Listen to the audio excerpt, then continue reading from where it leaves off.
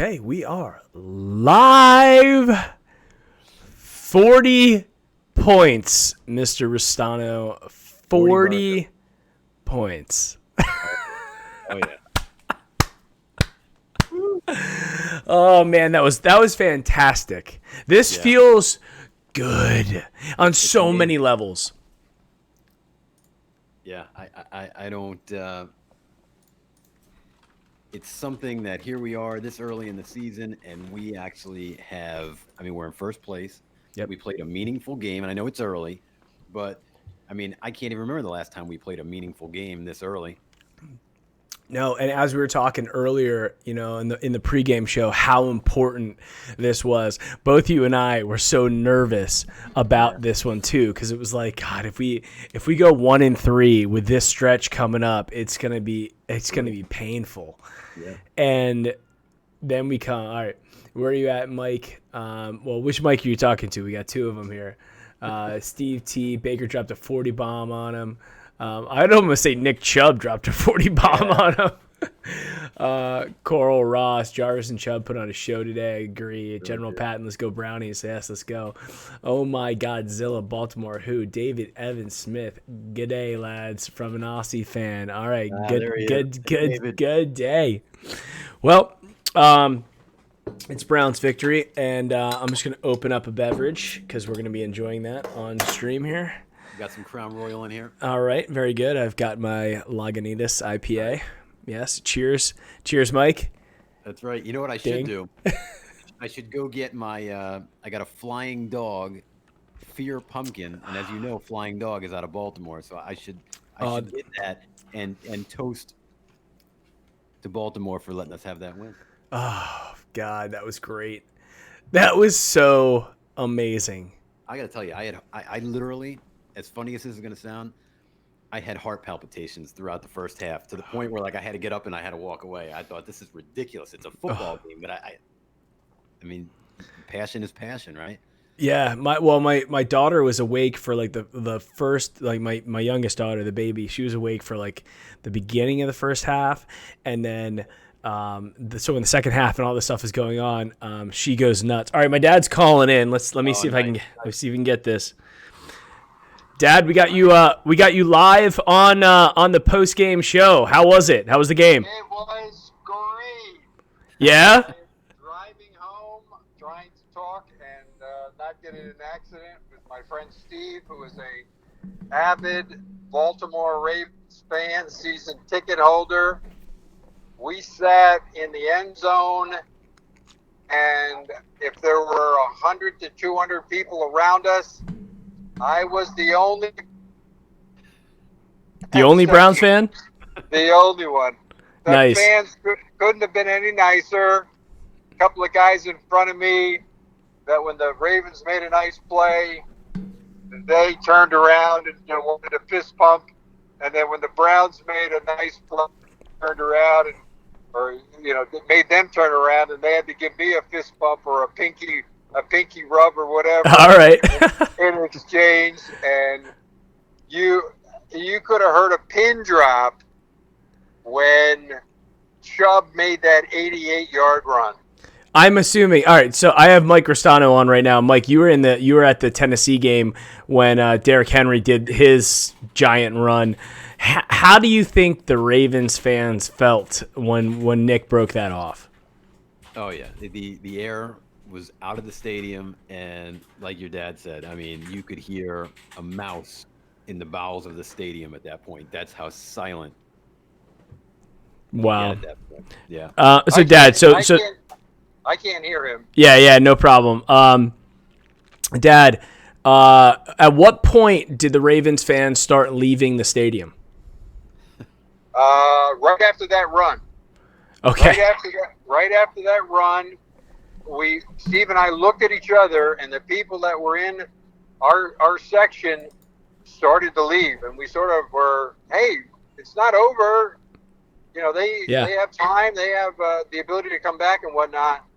But it was the beginning of the end, and the noise level in that stadium when the Browns had the ball, they have a decimal reader up on the scoreboard, Mm-hmm.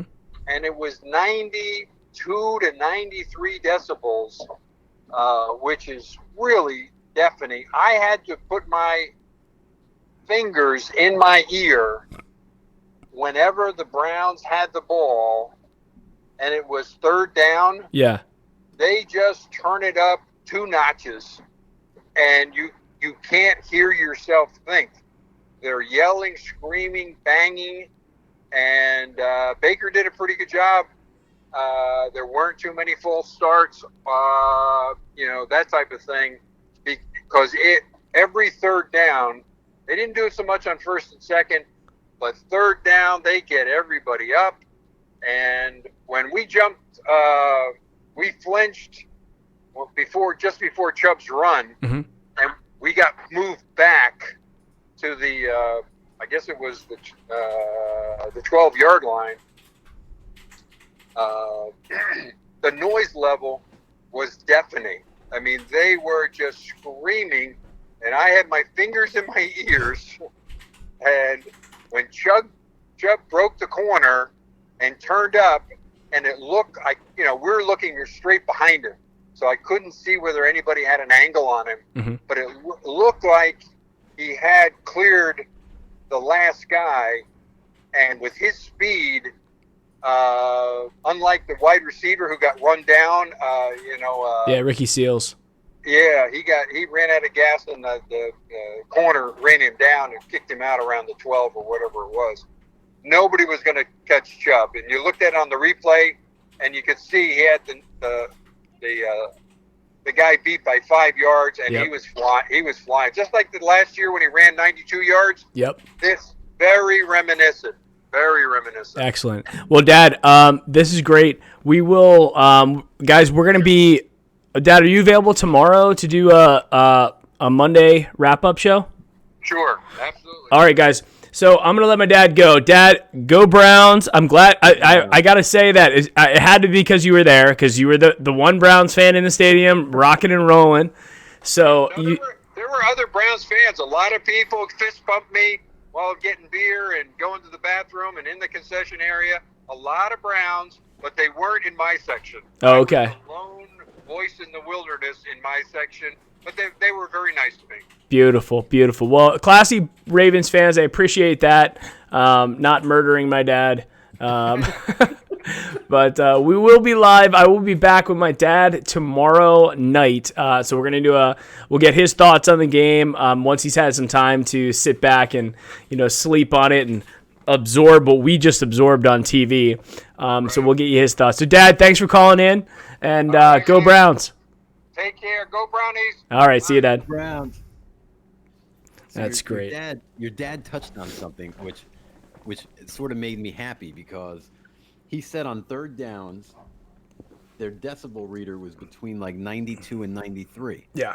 So I have to tell you, unless it was wrong against the Rams on third down, we did hit like 99 decibels. Oh, so Cleveland was rocking just a little bit more there. A little bit more. Yeah. I love it. All right, just getting back into the chat. All right, so we got Perf Notch. Are we a better team without Denzel Ward and this inability to consistently make tackles? General Patton guts about the win. Mike Mikovich, Browns baby. Alex, hope Landry won't miss time. I agree.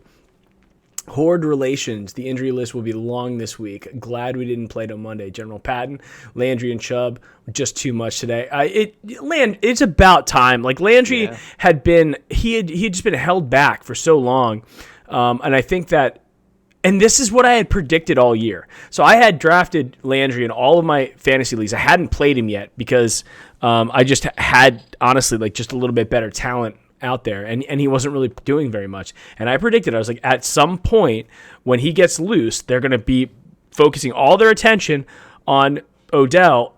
I mean, and it sucks that Odell didn't have a big game, but beating the Ravens by 40 is big. And if I think the play of the game for me, other than the giant run by Chubb, was the Jarvis Landry sweep option with Odell Beckham, because that was, I told my wife, I'm sitting there, I'm like, that was an option play. We just ran a Jarvis Landry and Odell Beckham Jr. option play that came inches away from a touchdown. Man, that was amazing. It's funny because earlier in the week, I just threw out a tweet, basically just kidding around, saying, John Dorsey is going to go into Freddie's office this week and say, look, I need to see your offense from last year or else. And I got to tell you, there must have been a ton of Monken influence the first 3 weeks, because this truly looked like, the last 7-8 games of last year. Yeah, it did. It almost looked like Freddie was holding back in the first 3 games. Like he knew that this game was going to be that important. All the people that were chattering that Freddie's job was on the line, and Rex Ryan and all these guys saying Baker is overrated and blah blah blah. I got to tell you, they're all going to be eating their words come Monday, because it was. I mean, as Colin Cowherd said, it's not about just it's not just about losing. It's about how you lose. Yeah. I mean, not only I think we were a 7-point dog in that game. Yep. I think a full touchdown dog. Yeah. And we put up 40 on the team that we've admitted say, hey, the division goes through Baltimore. But I think I was on your show, and I think I was also on Quincy's show, where I said we're going to go 6-0 in the division. So far you're 1-0. So far I'm 1-0. Only got 5 more to go, baby. But yeah, I mean, everybody. So General Pat says exactly. Go Tribe. OBJ will be fine. Wide receiver ones have rough games too. Richie Doe beat that ass. High vibrations 2K. Hopefully injuries aren't bad. Horror relations. OBA had 1 big catch and run in the Jets game. That's really about it. Sandman Huffmaster. Another great kicking performance by Austin. That's actually a good point. Yeah. I said this on Twitter, ladies and gentlemen. We have a kicker. Oh yeah. We have a professional kicker. So the people that were out there that were, where it was going back and forth with Greg the Leg. I was at the Tampa game. There wasn't a whole lot to be excited about in the Tampa game, but we made kicks, and that was basically it. It was like, okay, the kid won the job. So he proved it once again today. He made NFL field goal. Anything over 40 yards, that's an NFL field goal. You got to kick it, and he did it. And extra points. Yeah, and what I really find impressive is, I mean, he's not just making these kicks. I mean, he is splitting the uprights. I mean, there is no question of whether it's going in or it's not. I mean, he's in his zone right now, and let's just hope he can continue to carry that into Monday night. All right, so they're asking us to talk about the injuries. I don't know, Mike. Do we have an injury update on anybody yet? You were the first one to report that Jarvis was under concussion protocol. That's obviously not good. It would have had to have been on that long run that he had. That's what I was thinking too when he sort of had that helmet to helmet. Mm-hmm. I'm hoping it was just a mild thing, and they just threw him in the protocol. Obviously, I mean, if you're in the protocol, you're in the protocol. But hopefully it's not a Randall type situation where it's weeks as opposed to we have a Monday night game, so hopefully he'll be cleared middle of the week. Yeah. Well, high vibrations 2K just made a good point. Guys, we get Callaway back. Right. So, I mean, Callaway is definitely not Jarvis Landry. And I think honestly, probably the biggest thing that Jarvis up to this point had contributed was like the punt returns. Right. Like just being able to do fair catches on punt returns. Yeah. So potentially the most short-handed guy in the league. So that is, but Callaway can catch punts too. Yeah. So I'm actually okay with that. But Jarvis Landry had a game. Nick Chubb had a game. Myles Garrett really didn't do too much, but Olivier Vernon got a sack. So he got his first sack. And it's interesting too, because you talk about injuries, and I'm sure you and I will touch on Sheldon Richardson a little bit too, but you talk about injuries that didn't occur in this game. We got Callaway coming back. Now you wonder, okay, is Higgins going to be ready next week? That's a big question mark. Yeah, I from what it seemed like Higgins is possible for next week, but Greedy and Denzel, it's more likely going to be another game after. So we're looking at Seattle for Greedy and Denzel. But I got to tell you, I know where you're going with this. I'm not all that upset with how we're playing right now. I agree, and you know, I know coach talk. You never lose your job due to injury, and I get it. Denzel is an exceptional talent, and Greedy's on his way too. But like T. Mitch said though earlier in the week, I'm not a backup.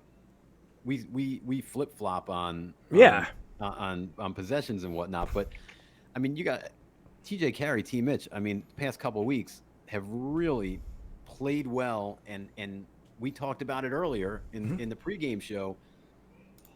They do a lot more in coming up and stopping the run, and I think we saw a little bit of that again today. Yeah, and then I mean after last week, Jermaine Whitehead had kind of an type game. Yeah. Did he ever show up today with that diving interception, and then creating another one? I mean, my gosh, give him a game ball. Nick Chubb goes 20 carries, 165 yards, 3 touchdowns. Baker Mayfield goes 20 for 30, 342, a touchdown and an interception. Dontrell Hilliard also tacked on a touchdown there at the end, 27 yards off 6. Jarvis with a big day, 8 receptions, 167 yards. Ricky Seals-Jones as well. Can we talk about Ricky Seals stepping in? Old Ricky Seals. How old is he? Actually, he's not that old. Yeah, he's not that bad, actually. He's not. I thought he was like 35. He's 24 years old. Yeah, he's only been in the league about 3 years, I think, 4 years. Maybe. You're right. Yeah. I don't know why I thought he was. I just remember him on Arizona. And I got to tell you, I mean, I'm okay if he's carrying a freight train with him, as long as he's catching the ball and giving us and moving the chains. I'm all right with it. I mean, absolutely. He was dragging, but I mean, you can't. Hey, he doesn't have breakaway speed. I mean, like Ricky Seals definitely doesn't. Yeah, he's not running away from anybody. But no. But hey, we'll take it while Njoku's out. I mean, I think we found ourselves a backup tight end. Yeah. I agree. We found we know we had Nick Chubb. Nick Chubb is honestly a treasure of a player. Yeah. He is an absolute treasure, and it's forgivable that we whiffed on Austin Corbett, but to get Nick Chubb in the second round that is a Hall of Fame pick, and my Lord, is he? I mean, so they mention it that he's got an 88-yard touchdown run today, right? Was it 80 or 88? How many yards was that? Yep. 88. And then he had the 92 last year. And the only other one that was that long was in the 1950s with Bobby Mitchell. Yeah. And so I'm talking to my wife, and I'm like, do you understand what that means? Like, it's been since the 19th. And think about all the great running backs: Kevin Mack, Ernest Biner, Eric Metcalf, Tommy Vardell. Even the ones recently that we had with Jamal Lewis and William Green, Lee Suggs, like all the running backs we've had over the years. Yep. And none of them were breaking off long runs. This is honestly a very rare thing in general. But for one of the oldest franchises, I mean, how special a time it is to watch plays like that happen. And what an extra gear, man, he kicks into. I mean, yes, there is no question. Once when he gets through that second level, he kicks it into a gear, and it's sprint. It's like sprinter speed, and you look at him, and he's this like he's kind of like a little tank type player. Right. He's not like Metcalf, Metcalf was more finesse speed. Nick Chubb is he's like cannonball speed, and he does. It's so strange to see that much speed come out of that package. Yeah, people forget. I mean, he was the next greatest thing coming out until he blew that knee out. Yep. So. Yep, and then he's definitely back in full swing. I think Sony Michel got drafted ahead of him. Yeah. He got drafted ahead of him by New England. Yeah. So round, I believe. Yeah, I mean, I just think, I mean, Chubb. This was Chubb's game because it was not only the big 88-yard run, but the second touchdown where he basically made the entire Ravens team. He juked the entire team, and then just kept going over and over and over and in. I was like, well, what? Pick a lane, Nick. Just like get in the end zone. He's like, no, I got a couple more guys I got to make juke. I knew it was going to be a good day when we went under center 2 times in a row. I think it was on that first drive or the second drive, and I thought, all right, now we're going to establish the run. Yep. And it's funny because you saw the way play action open thing. Even then, you come back into the shotgun and you're still running the ball that way, but it gives them something else to think about. And man, they thought not hard enough or too hard because 40 points later and everybody's smiling on that plane ride home. Yeah, absolutely. I mean, I was a bit disappointed at the field goal. We had to settle for the field goal at the end of the half. I was like, man, we really need these points. But the difference between the first half was like very conservative and both going back and forth. Neither team was ready to really open up. And then the second half, it's a completely different game. Yeah. It was a shootout second half. First half, just really just trying to feel each other out. There's so many good things that have come out of this game. So many good things. So not only do we prove to the world that we aren't the old Browns, the team that we knew we had showed up to play. We didn't kill ourselves with penalties. We had a couple annoying penalties here and there, but nothing terrible. I think the most annoying one was the one where it was first and long, and we dumped the screen pass, and there's like all the 4 different personal fouls that made us just reset. That was the only kind of annoying one, but not the end of the world. Because we ended up getting the ball and it was just offsetting fouls. But that was the only kind of there wasn't one that was like, all right, it's 3rd and 27 and then defensive holding, automatic first down. Although they got one of those on us. So it was just, so there's so many good things, guys.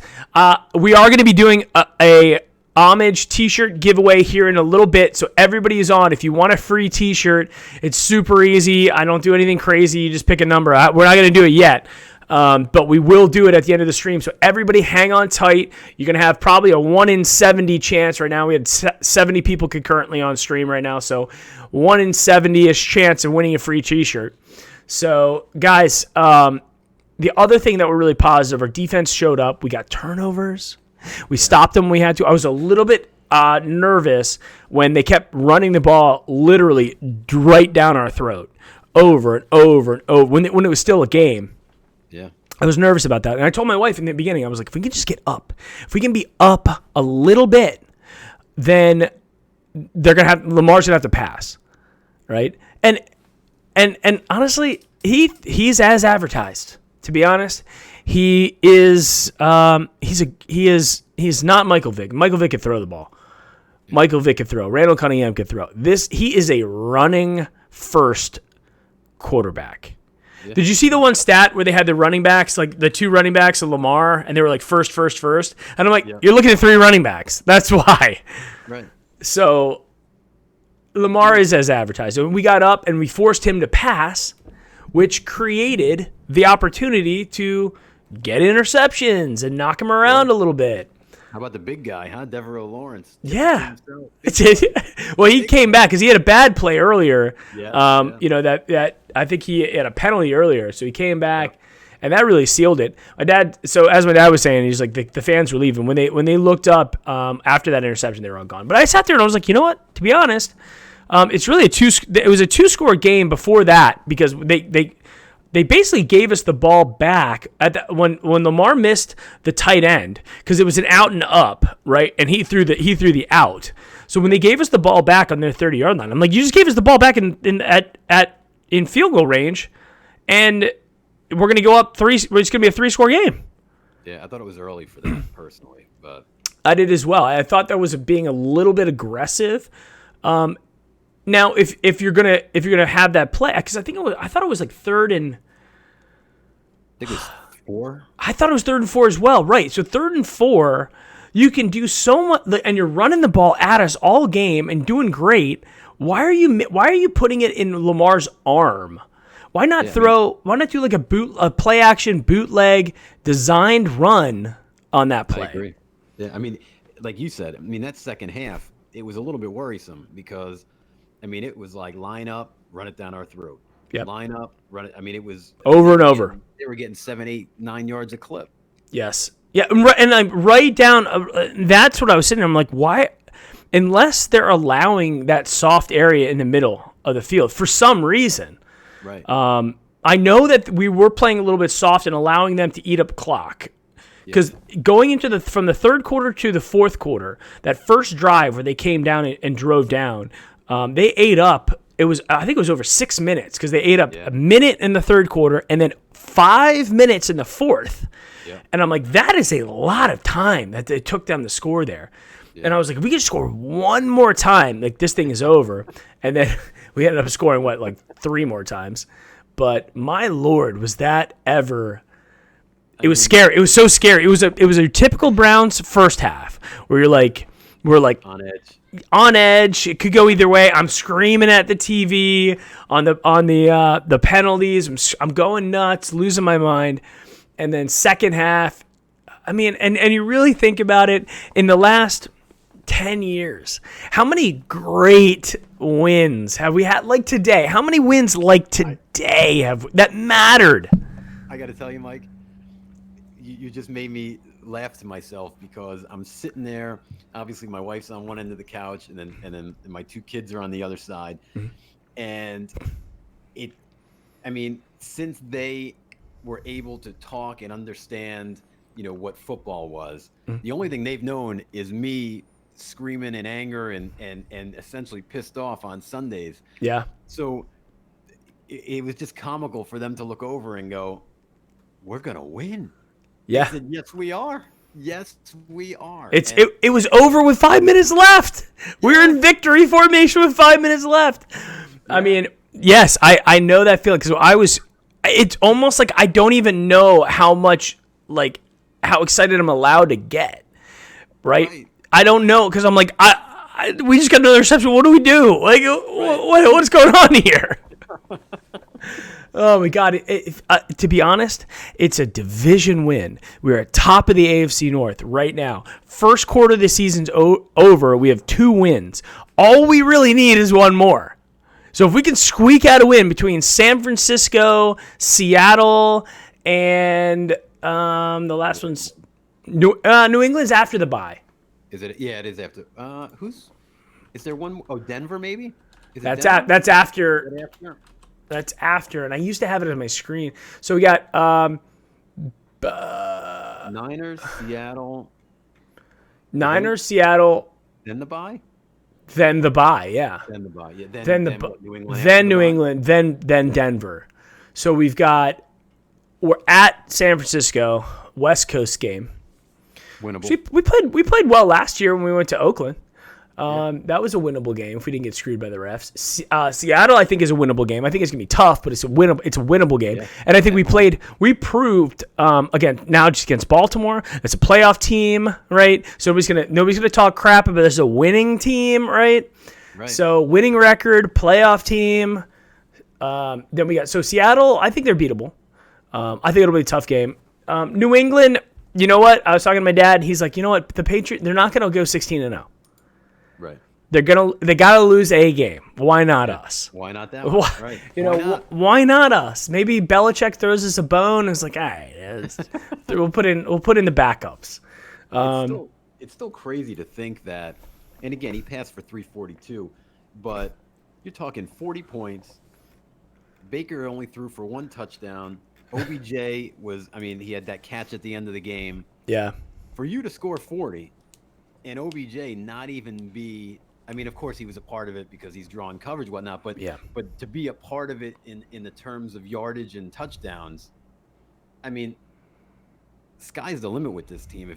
If what we saw today is what we're going to get going forward in terms of clicking, yes, the offense might be as frightening as we had thought it would be. Well, I mean, it really comes down to what Jarvis's condition is. If he legitimately has a concussion, he's gone for at least a game, if not two. And that's also not a good thing just in concussion in general, because it's easier to get if you're not completely healed from it. I mean, Denzel last year might have had 3.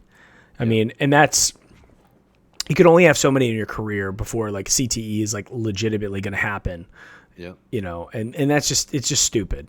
So if Jarvis can't go because he's got a head injury, then we're going to have to rely on I mean, there's no better time for Callaway to come back.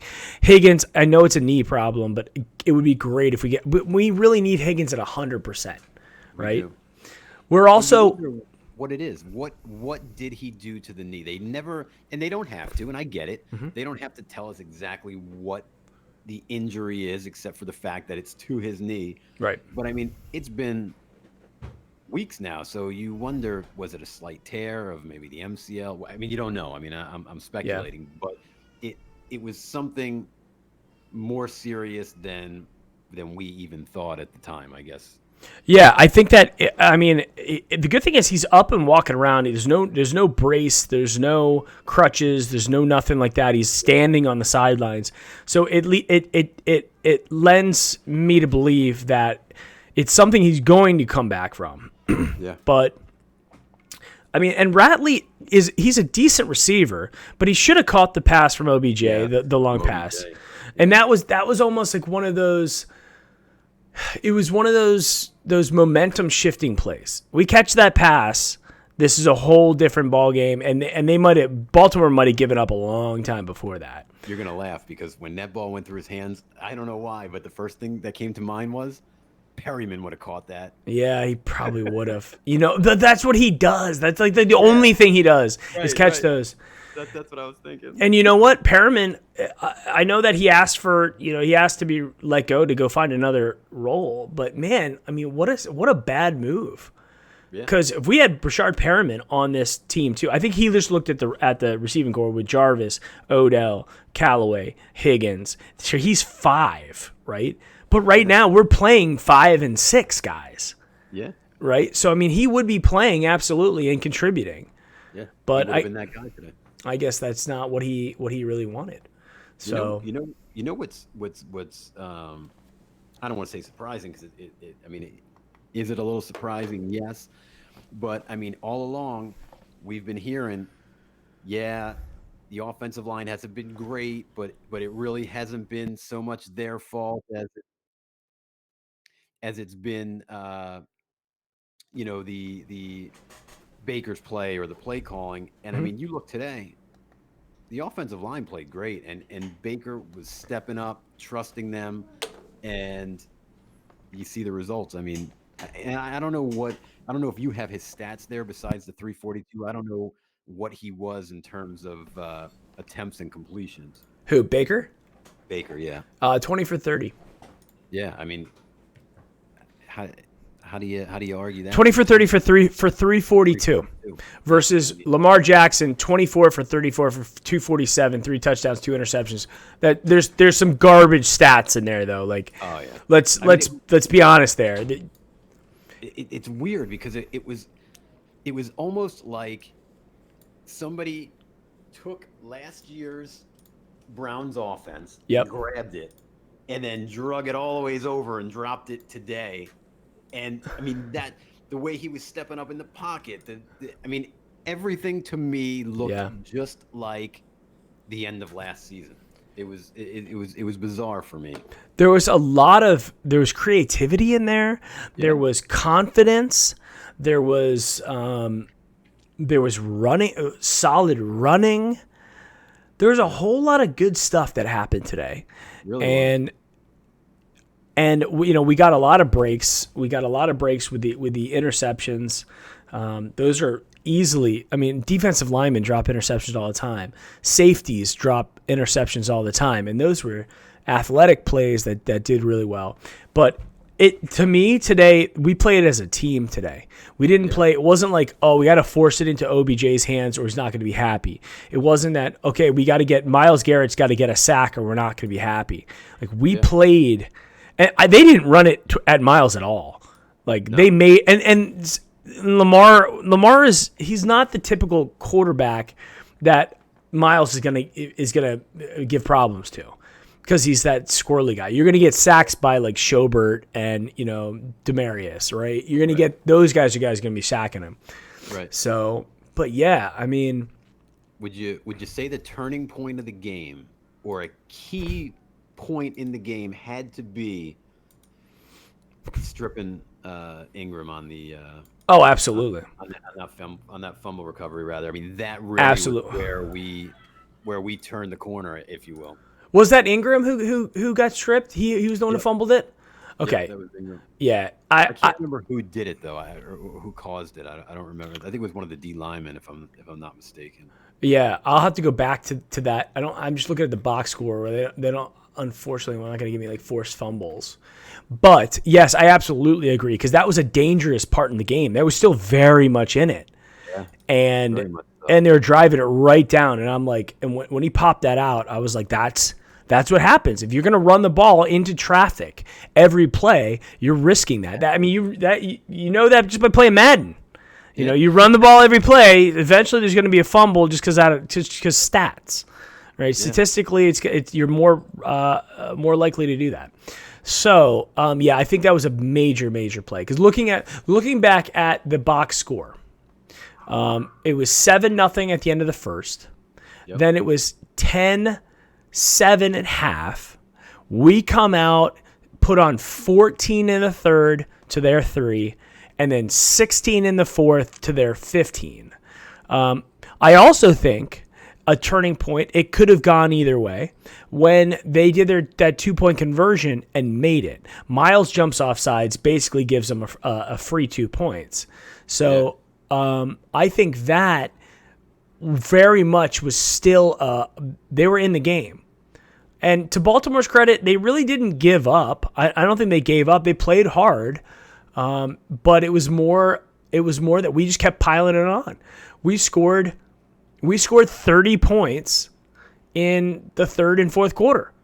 Yeah, we scored 30 points. I mean, how that's how you win football games. I mean, we put 40 when we scored that last touchdown, and we're looking at 40. Yeah. 40 points against the Ravens in their house. And we missed that 2-point conversion. So it would have been 41. Yeah. In their house. You're absolutely right. Why? Yeah. This is weird. I hope we're not like that typical we're better on the road team, because that's just unfortunate for our home fans. But I got to tell you, it makes me feel a little bit more comfortable, because there's a real good chance if we make the playoffs, it will be a road game. Yeah. So if the playoffs right now are very much still in play, because we've got. Oh no, go ahead. Go ahead. Oh no, I was just gonna say, we knew that this was gonna be a tough stretch, and to come out of this game going to San Francisco at 2-2. Yep. I'm okay with it. I mean, they should have. I mean, shoulda, coulda, woulda, but the Titans game, I mean, it got out of hand, and that is what it is. But man, it was there for the taking last week. I mean, we technically can be sitting here looking at each other at 3-1. Oh, absolutely. Yeah. And here's the funny thing, we could also be looking at 1-3. Yeah, absolutely. We could have, and I was looking at I was watching some of the pregame, and they were like, 1-3 teams have a 15% chance historically to make the playoffs. So our season might have been over today, which would have been just demoralizing, disappointing. And you know what the other thing was? We put it on the Ravens today like the Steelers had put it on us for years. Like the Ravens have put it on us for years. We put it on the Ravens like we put it on the Bengals last year in their house. Now the Ravens have to come to Cleveland at the end of the year in the cold. Yeah. So, it's funny because, the Ravens were the darlings of the NFL last week, and it's so funny what a difference a week makes, because as we're sitting here talking, I get an update on the top of my phone from CBS Sports, and it's Pete Prisco, and it says the Ravens defense has been horrible this year. Man, how the narrative changed in one week, because that's not what they were saying last week. Well, they were saying not just their defense, but you got all the national guys calling, this league it's Pat Mahomes and Lamar Jackson league. Right. They pulled that game last week as the new Peyton Manning, Tom Brady, whatever it was. Exactly. They're making out. They're trying to make Lamar Jackson out to be the next superstar of the league. If you look at if this is what I looked at before this game, they played the Dolphins. They played the Cardinals, and then they played a real NFL team, a playoff caliber team, and got smacked at the Chiefs, right? Then they bring Cleveland back to their place, and they get smacked again. This is a mediocre team. I think the Ravens are not the same defense. They're not the Terrell Suggs, Ray Lewis, Ed Reed defense. They don't have a lot of names on that defense at all. No. They don't have a lot of weapons on offense either. And they really do have a mediocre quarterback. If you get up against the Ravens and you force Lamar Jackson to third down passing situations, fourth down passing situations, and you don't give him wide open receivers, you make him you do what defenses do to Baker. Yeah. He's gonna have a problem. He really is. I was just going to say, and the other thing, too, is that if there's one thing we know, the running game that they're getting from Ingram is not sustainable. I say that now, and I think we'll see as the year progresses, what they're getting from him is not going to be sustainable all year long. Yeah. I know, absolutely. I mean, they played against two of the worst teams. I think the Dolphins are going to go down as one of the worst teams in NFL history. I mean, I know we had an 0-16 year, but there's 0-16 years, and then there's what the Dolphins are doing this year, right? Yeah. So I think, and I want to get an update. I wonder what that game was. The Dolphins? Yeah, what did they do it was today? 30-10 Chargers. Yeah, 30-10. Yeah, you said that, and it just happened to be right in front of me. Miami Dolphins are terrible, and so the Ravens put up 59 in the game, and that was the same game that we got crushed by Tennessee at home, right? Yeah. So they looked at that and they're like, "Oh, the Ravens are it. The Ravens are legit, guys. The Ravens are here to play." And I mean, they put up 42 points in the first half against Miami, to the point where RG3 came in and still threw a touchdown. All right. Yep. So, but after that, and that's why these national media guys who come out and make their as the wind shifts takes, they're not watching the real games. They're not the diehard fan. Now, if you asked me what was going on in the NFC West right now, I wouldn't be able to tell you very much because I'm not following that very closely. But I sure as hell know what's going on in the AFC North.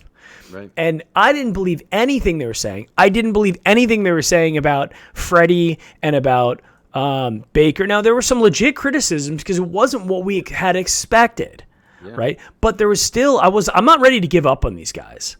The bandwagon fans, they had given up. And, Quincy Carrier had a tweet earlier this week. It was like, look, this is it. If you're a bandwagon fan and you want to hop off, you got to hop off now. You can't come back on after the Baltimore game. Yeah. So it's really going to be funny to see, who's going to still be who's trying to creep their way back on the Browns train, after bashing us. So, but as I said, I was like, Browns Twitter doesn't forget. We know. You know, Ravens Twitter is probably as silent as their stadium with 2 minutes to go. I got to tell you, it's so sad. The Ravens fans on Twitter, on anywhere, are just honestly really, really sad. On Reddit, they're awful because they're firmly, like, I give them credit, they firmly believe that Lamar Jackson's the answer and he's going to lead them to the promised land. There's no freaking way that guy's going to do that. This is the NFL. This isn't college. You just can't have somebody like that who you give the keys to your franchise to. You know, they're going to look back in those Flacco years and be like, well, was Flacco the greatest thing ever? No, but he was super consistent. He won you a Super Bowl. Yeah. Lamar Jackson ain't winning you a Super Bowl. Yeah. I mean, there's a reason why he was drafted where he was drafted. Mm-hmm. Because he just is not an accurate passer. And it's not, you're not saying anything that's out of school or wrong. I mean, it's the statistics don't lie. The tape doesn't lie. I mean, how many times did you see him at Louisville overthrow wide open receivers? Oh, quite a bit. Yeah. So, I mean, now, the other thing that we've learned too is that you can't coach somebody to be more accurate. I mean, you look at Josh Allen. Everybody was on the same scenario. Everybody was on the Josh Allen bandwagon for the first 3 weeks. Uh-huh. He played nobody. He played the Patriots today, passed for 100-some yards, had 2 picks, and wound up leaving the game. I don't know why he left the game, whether it was a concussion or an injury. But, you know, obviously we hope he's okay. But point being that, yeah, it's very easy to hype these guys up against, 25th ranked defense, 28th ranked defense. But time and time again, you see these guys going up against a good, solid defense, and the result that you think is going to occur, meaning the fans, is not what happens, and they come back down to earth. And I'm not saying that Lamar can't play. I'm not saying that Darnold or Allen or Rosen hasn't even really gotten a fair shot yet. I'm not saying these guys can't play. But if you're looking at the amount, I'm trying to compare it to the amount of criticism that was given to Baker Mayfield over the first 3 games. Yeah. And I think it is, Baker is such a polarizing guy. You either absolutely love him or they're going to bash him. And I felt like the media last year just fell in love with him. But then this year, as soon as things got a little bit shaky, they're like, "Oh, he's Johnny Manziel again." So we got to treat him like that. And that's just not what Baker Mayfield is. No. And I think really what this league is, this league has shifted from the star quarterbacks, and we're right now shifting from, I don't know if you remember the late 90s when Peyton Manning and Tom Brady were coming into the league and these guys were getting started, and you had like the Troy Aikman, Steve Youngs, Elways, and these guys were at the end of their career. Right. So we're in this new transitionary period with Drew Brees, Aaron Rodgers, Tom Brady. These guys, Ben Roethlisberger. These guys are at the end. This is the very last percentage of their careers. Transitioning, yeah. And the league is being handed over to Pat Mahomes and Jared Goff and Baker Mayfield. Yeah. These are the guys that are going to be the face of the NFL. I am not sold on Sam Darnold. I do like Josh Allen, but I think it's really tough to win in Buffalo. So, but out of the other guys that were drafted in Baker's year, I like Josh Allen the most. I think he's probably got the most raw talent that he could develop. He had the highest ceiling out of these guys. I would never give my franchise to Lamar Jackson. If we would have ended up drafting Saquon and then picking Lamar at the end of the first, I think that would have been a tragic decision based on getting Baker and Nick Chubb in that same draft. I'll do that again all day long. Oh yeah, all day. Yeah.